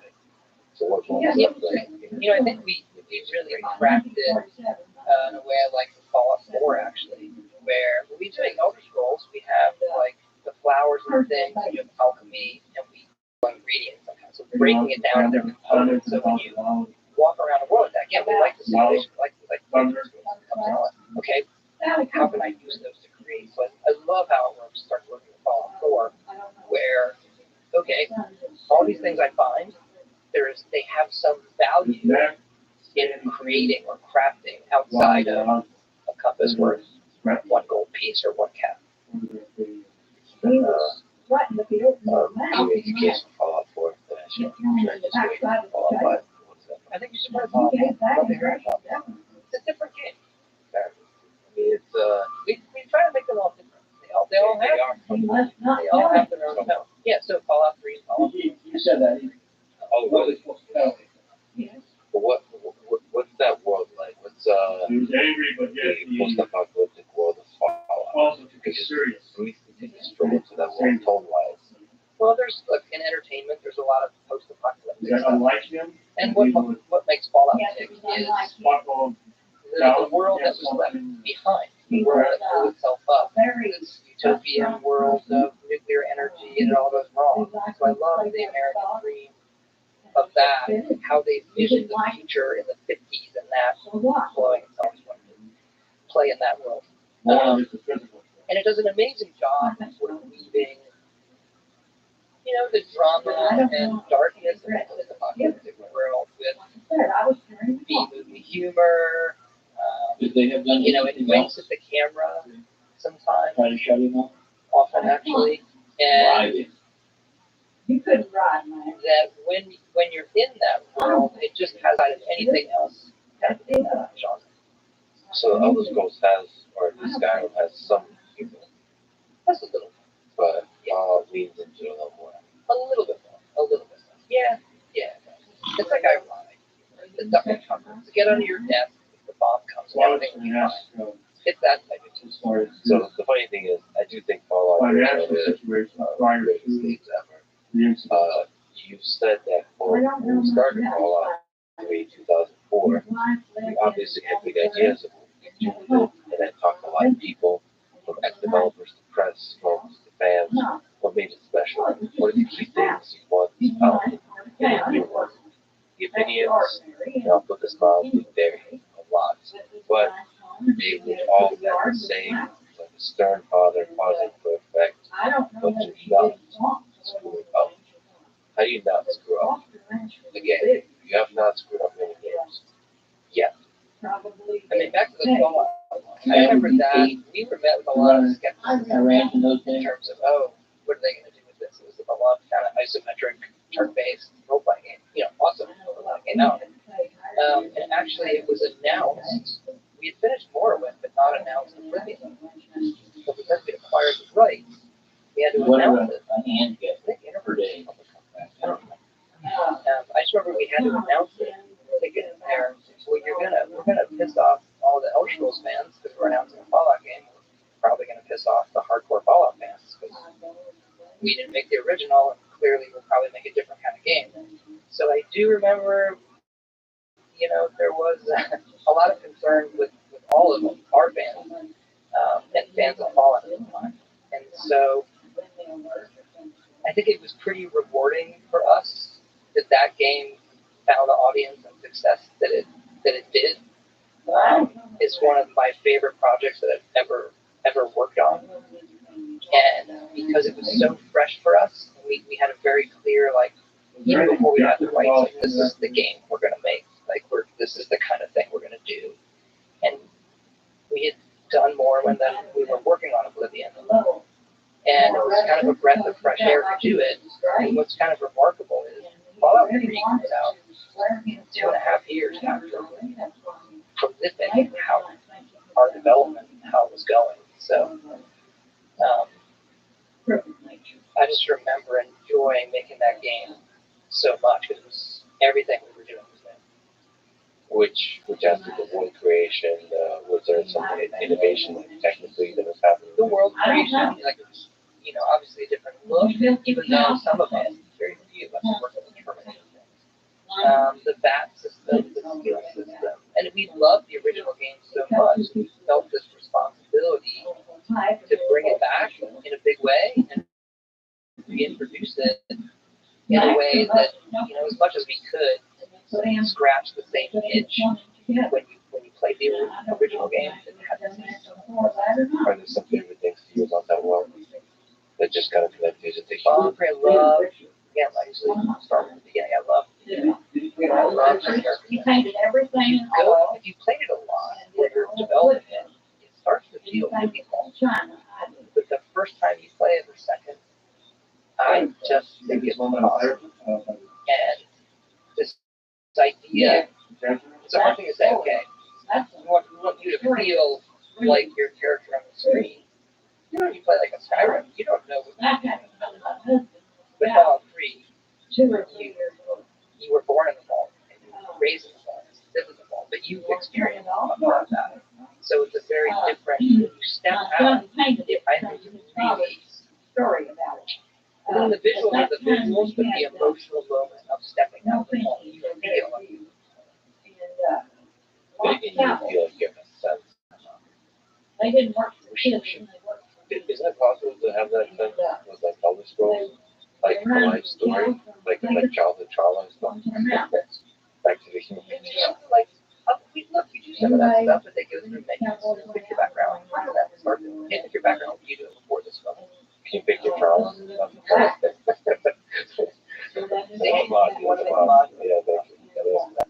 And then also think about but a lot of it, it's in your head. You're gonna pick this background, you're gonna do these things, and you're like, this is who I was. And we intentionally, Elder Scrolls kind of make it as much of a blank slate. Elder Scrolls a little bit more of a blank slate game to who you are, which has a lot of positives. Fallout for us has been more of a this was your life. Go be as you want to be, but this is the background. Strict. Now, this might reveal something about me and speaking of childhood trauma, but I feel like there's a lot of the meaningful experience of role-playing games, not just the development of the character throughout the game, the initial character creation. Is there something to that process that you found to be powerful? Like the design of that process, because you think so much about that beginning. how much you control, how much you can define, the interface itself, the visual appearance of the character too. And I feel like that you're loading in, you start to load in the world that you're walking into by creating the character. You think about it a lot. That's a really, really good comment and question. And it's more than it has to set the whole stage. It's like pique your interest for the world you're going to enter. And we've done it so many different ways in terms of when you actually go to make your character, when you're making a choice. And is people starting on this. So there's a lot of intentionality around because they realize it's wrong. And as a designer, don't want that to happen. So some people, and get this comment out, you just simplified it. No. We move so that you don't, make this character in the beginning, and then 8 hours later realize you're making a horrible mistake. And so again, starting like that, to me, is really, really bad experience. So, also, but like life, okay, so you can then fix it again. Right. I wish I had learned archery. Well, I'm going to start tomorrow. So you can do that, like the Skyrim character system. It's really designed around that. All you pick is like what's your race. That gives you something, but there's nothing you can't get then on your own. Mostly, it sounds weird, but you mostly want that beginning character generation to be visual, which you then can also change in the game. And some starting skills like that type of play. As you play, you can move your character along. So we have moved away post, Oblivion to a classless. Meaning you don't have a strict character class for your mage, thief, whatever, in our games. And that's continuing. Are you like thinking about the Scroll 6? You're already thinking about that kind of stuff. Yeah. You think of early on, like you said, the first few experiences in the game, you're already thinking. Yeah. We know what the first few hours are like. The character system is basically like. So, totally, what's the difference between Oblivion style, Oblivion style, and Elder Scrolls 6? Like, to me, stuff together. Yeah. But Oblivion, that's when you can make spells and stuff. You could do it in Morrowind as well. Oblivion has more guardrails on it. Morrowind's where you can, and Daggerfall. I don't know if you make spells. I think you can. You definitely can. Daggerfall gets crazy in Morrowind. And then we started putting guardrails on it. People started breaking the game in certain ways. Yeah. Why is it bad to break the game? Like, you always want to. Well, there's like one people love in Morrowind where you can make these recall stones, and you can teleport to different areas, which you really need in that game. It breaks so many quests. Can you say this? So as any quest, we would do this exercise of designing a quest and then throw a say, and then I would call away. And then one day someone said, "We just get rid of that spell." Everyone said yes. That's what allowed us to make better content. So, the tangent upon a tangent upon a tangent. How do you create a compelling quest? Because there's all kinds of personalities. I like the grind. Well, there's multiple flavors of compelling quests. Some of them have very good upfront storytelling. You just like the story of the NPC that's giving you this task. And you'll go through a more handcrafted experience that the designers have done a really, really good job on the space. It has some twist or surprise in the middle, and then the ending has some, multiple options that the player feels like they got to make an interesting choice. But the best ones for me are actually where all of that was far more than this basically how I am going to accomplish this task is completely up to me, and I'm going to find some ingenious solution. This sounds very basic. It sounds quite cliche. So go find me 5 data points or whatever. Like find me X of something that's hard to get. It's a very simple thing. It's a simple story set up for that. And we're not telling the player where to get them. And I actually find those to be just as rewarding as the really handcrafted, well done, a little bit more linear with an interesting choice at the end. If those objects are in the world in some, believable way, that there's usually some challenge in getting. How do you place objects in the world in an interesting way? Because it's a big part of art. We have a level design. You cannot, people, if they only knew how much we spend, we have a clutter, clutter. Clutter is all the stuff around. It's like exterior decorators for treasure and stuff and trash. They go through every space and they clutter it. Our level designers think about it a lot. These also become landmarks for the player. When you're walking through a space, but this is the place with this. And there is a logic to making a good level. As they say, even if you walk by like a little T intersection, that becomes like a decision point in the player's head. Like, I didn't go down that way. But the more you do that, it looks easy on paper. When you're playing a game, you actually kind of want to limit those because trying to keep track of all the decision points, then they get lost. And yes, we have maps, but anytime the player's going to check a map in a place like that, it's more of like a backstop for certain players that if they need to check the map, they want to have to face. Got it. So there's a momentum to it. Just pulls them in. And you play a lot of games. You play a lot of levels where you're just like, I'm confused. And you play other levels where like, man, it was great. I went through it. It was balanced. I just keep going. It's not, you don't know everything as long as you know where you're going. You know you made those choices. Then it feels fine. But as far as the treasure and all of the moves, it is really fun. We every I wish we could. It would take us a lot of time. But you're constantly trying to feel like this is too much. Right. Because the other thing is, look at crates. People want to pick everything up. They want to click everything. So if you have too many things of importance in a room, it's like it actually makes you feel tight as a player. I'm basically an idiot if I don't pick all this stuff up. Actually, the lead, that ammo can is there, but you feel like a dope. Probably experience. Yes, but also you have a joy of how many items on the one. Right.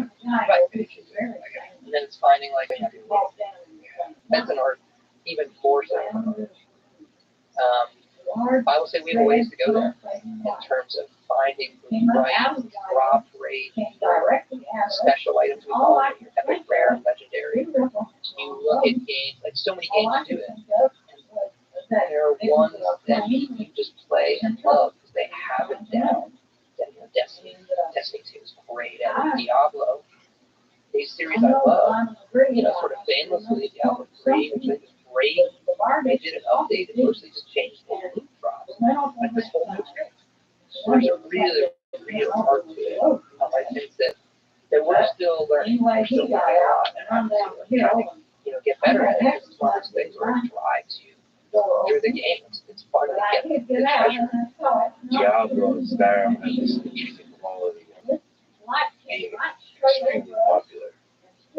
And there's a lore around like rare items. So it changes the dynamic of like you could afford to have really rare items. And then somebody finds it and it becomes like a thing. I mean, as you release a game, there's a lot of people play it and they start sharing stories and so on. So it's just that's part of the game experience.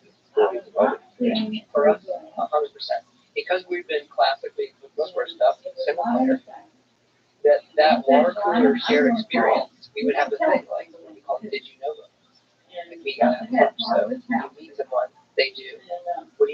And they said, did you know if you go here, did you know? And that to us is where a lot of our community loves their game.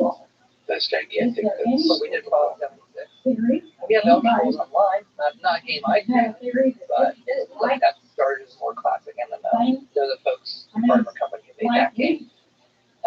And it's insanely popular. Okay, so I should try it out. They do some great storytelling. Quests, like the actual mechanics aren't the same as Skyrim, but the world is offers for that game as well. And it's just, great community around that. Yeah, it's I haven't played this mobile Fallout game, right? I think they did it fun. It's really fun. Fallout with Diablo. Oh, Diablo. Fallout Shelter. Completely different game. Yeah, Diablo Immortal. I was very, very impressed. Hundreds and hundreds. Yeah. What's the challenge size? Is that what you feel first? What's the fundamental change in philosophy behind? Does it constrain? Does it change the tone of the game? Well, we've done a few things. We have a new mobile game that we're working on. We haven't announced yet that I'm in love with. There are a couple things that you have approached on mobile. Now, I can give you sort of the classic mobile gaming thing and then what we do. A classic mobile gaming is really for short play sessions. Because for the amount of people you're going to get, the number that have the amount of time to sit there for a long time and play it, like a console game or a PC game, as well as people are playing mobile games on the move or whatever. And how it onboards you is obviously lots of reports. So the tutorial works, how it gets you into the game. Because you haven't bought, you haven't done this investment of buying it and saying, no, I'm going to learn it. People don't care. So really understanding how they get into the game, those two things are really the magic to mobile gaming. We have found that with our games, particularly Fallout Shelter, people will sit there for an hour.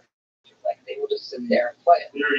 Large numbers of people will play it for hours. So there's a more, addicting element to mobile.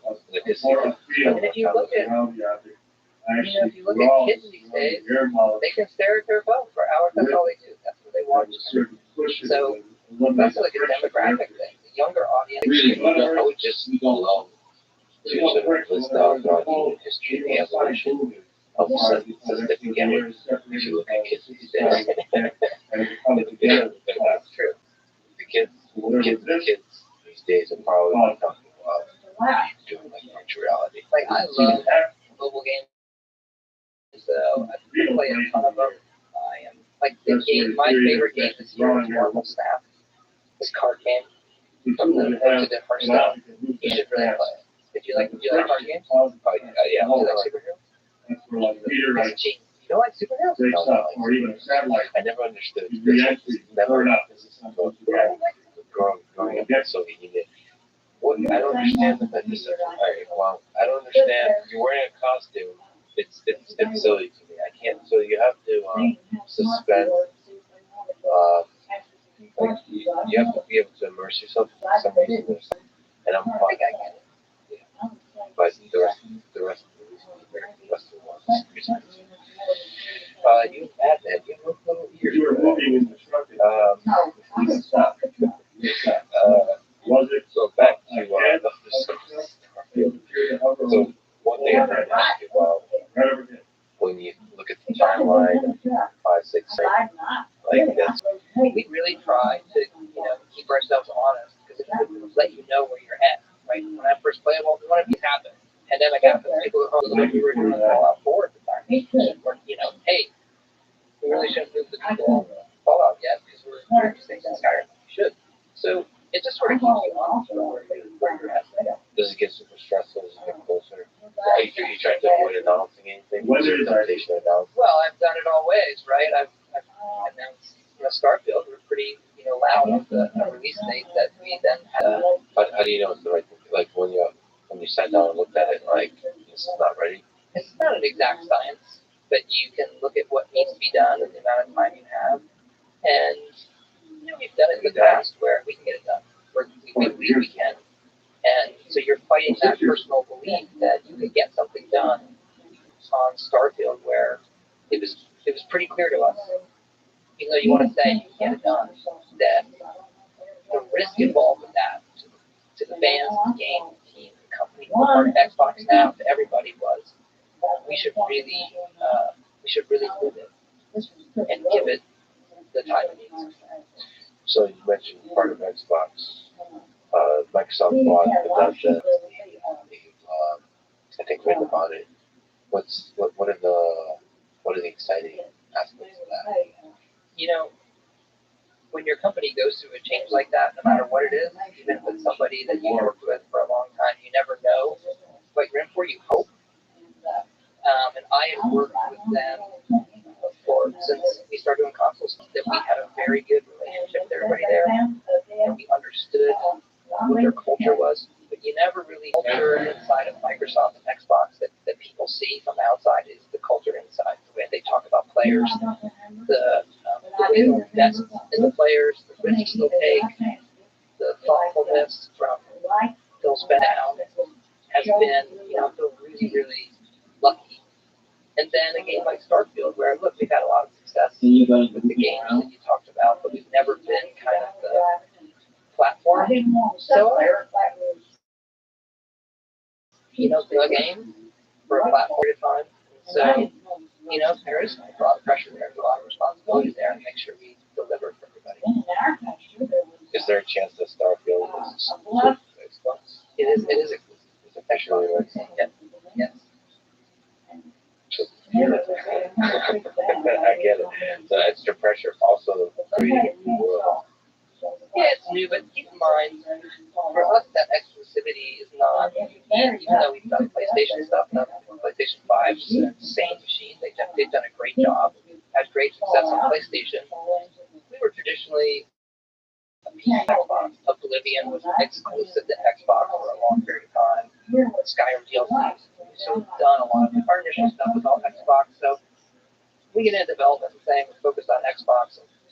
It's not abnormal for us in any way, but kind of the norm. And from a development side, I like the ability to cookies.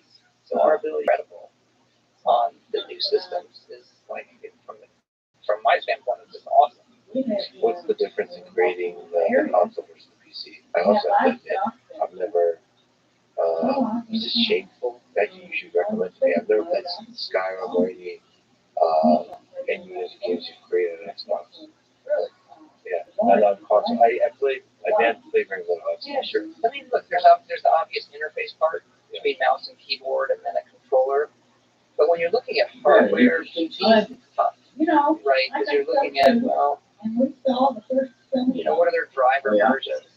Come on, writing and the Series X is just an incredible machine. And now we know what it is. We know what it is, and now that we're part of Xbox, getting it is awesome. It's a damn choice. Yeah, I think that depends on. And look, now that you can kind of cross, you can take your save and go between and all those things. Yeah. It depends on if you have a Game Pass PC version of it versus not to get Steam. Take it from PC to Game Pass. But I think it depends on like for me, my physical mood. I want to shoot back on the subject, right? Like the actual physicality of it is what determines where I want to play. Do I want to be 2 feet from a thing right now? And sometimes I like that. I am more of a console player because I sit at my PC at work all day. Like I play a lot of video games. So when I get home, I am a sofa screen controller person. Yeah, I'm sure there's an interesting story. The fact that there's a book about Tetris is fascinating. Is there a book about Mario? I would love to find out more. But I think I would put first Skyrim. Good. However you put it, because you could also make the case out of the old school series, like would you actually value more?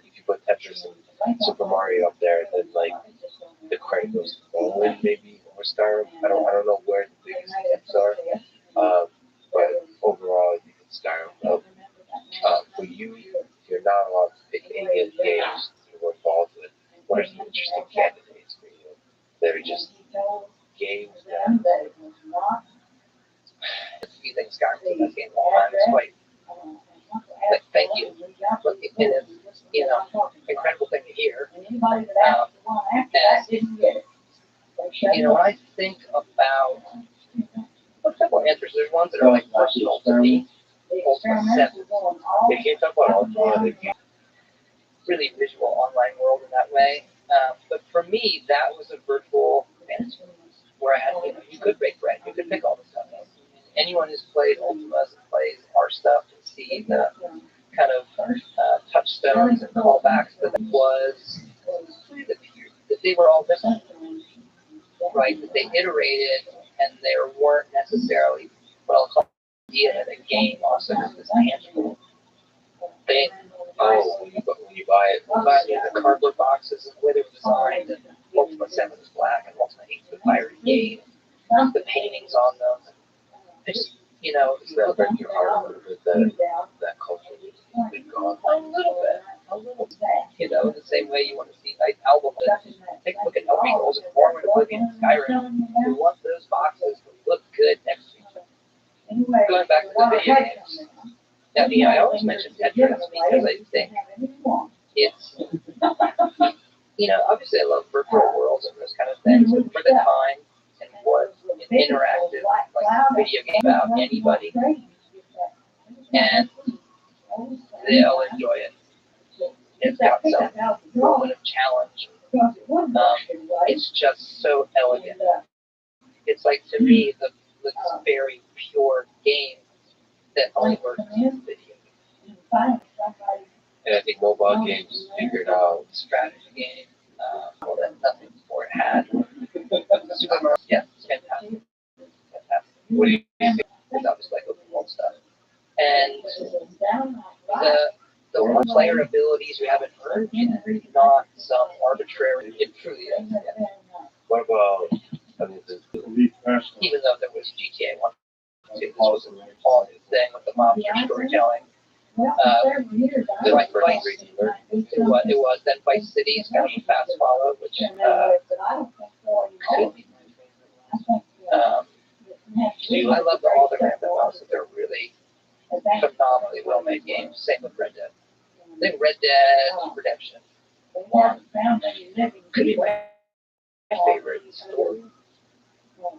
Like, highly recommend finishing. So you like the story, you like the great because they have a bit of the, like, I guess if you like the Fallout, like the humor, I don't know what it is, the light-hearted humor of it, but also the brutality and human nature is in there too. But it's like, and also some of the fun. Thank you very much. They create a world. They're a pretty strong town. Very strong town. Yeah. That's another weird. It's college football. NBA football is my favorite. It's like this great role. Oh, you would actually keep getting. It's a role playing game because I have all these characters. I have like 60 characters. They're all leveling up. Doing it. What would you say is the greatest sports game? So, Barney was a civil engineer. Well, Sensei football. Soil conservation. Versus Madden? Working in an office. Yeah, but it's more teams. Get to college, fight songs or pageantry, and the players turn over. They're only there for 4 seasons. So it's more dynamic. And you don't you find it. I like FIFA's incredible. The college football thing. Have you been paying attention to the game? Those kind of games, and it is really or racing games. I love 14. Play them all.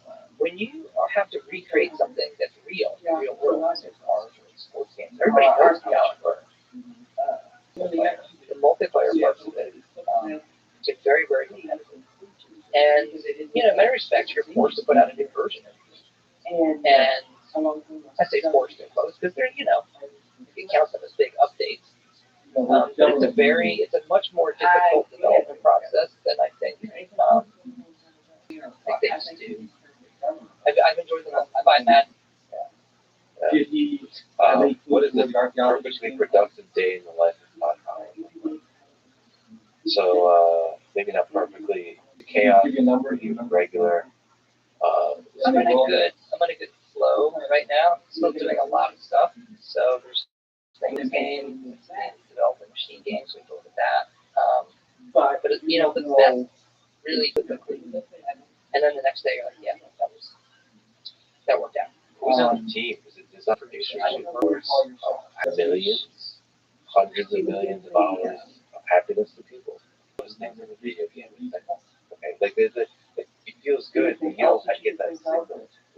That the creator doesn't get that feeling of like accomplishment and pride in what you did, or you overcame. Talks about going back to a game that those are really big accomplishments in our games that you aren't in real life. That gives you a confidence or a perspective. We're doing one next week. We've done a number of Make-A-Wish visits. Kids who could wish for anything. And they want to come. I want to sing that we do. Been involved with that foundation for a number of years. It's been really good. Remind nobody takes it seriously. You don't get that's why you always want to grow up.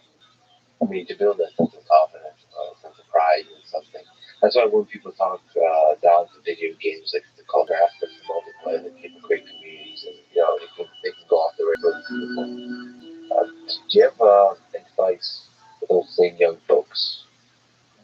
Given that you're like the interesting one, given the kind of degree you got and of being a legendary game designer, do you have advice for young folks in high school, maybe college, career? So much that it's never going to feel like a job. And don't do it for money. Don't do it for find something you love, and the rest of it will come. It won't be a straight path. And do not ever underestimate yourself. You fail. If they love it enough, they're going to be resilient and push past that. Be resilient because they love it so much that this is what they want to do. If you do it for other reasons, I just don't think it's going to work out the same. Did you have low point for it, or maybe you worked with Red Guard or where you kind of start to doubt yourself, right? I think when you're looking back, I was always so in love with doing this that I didn't view them as dark per se. Looking back, I just wanted to. Okay, let me find a way to make this work. Even when it's hard and it's failing and all that kind of stuff, you just kind of get the problem before you solve it. Yeah, what I started with as my father had moved nearby the office. I was moving, and I slept in the sofa. I didn't care. I don't need a bedroom. I'll sleep on the sofa and look there. That's all I want to do. When the company almost went out of business, it was, well, I hope it doesn't. I feel somewhat responsible. But hey, that's okay. That's a learning lesson. Let's go. I think I was pretty resilient. And okay, what did we do wrong? What can we learn? Let's go at it. Now it's a success. But those kind of ups and downs for the length of developments that we have, people don't see it. But we have them, all the time. And so it's that sort of belief that the team, having done it time and time again, to know that now we're gonna make it as good as we possibly can. And whatever we're experiencing now, we solve it, we get it out, and we see the millions of people who love it. The TV show you're working on, Fallout, with Amazon. Was that like worlds that you created in the digital realm becoming relevant? Yeah, people asked. I can remember 10 years ago after Fallout 3 was movie producers coming, hey, basically it's a great movie, and taking a lot of VAs, and I think most people would jump at that. Sweet. And I feel like they're like synthesized. They're like great people, like well-known creatives. It's gonna get synthesized in a 2 hour. I don't know. I'm not seeing the great thing here yet. So, I think the advent of television, in terms of what it's become nowadays, with big budget TV series kind of came up again and met with people, and Jonathan Nolan and Lisa Joy did Westworld. I always loved the work he did writing Interstellar and Dark Knight movies. I just love. Yeah, he's the EP. That's the directed the first incredible. Yeah, and he's the EP. He directed the first 3 episodes. And when I connected with him,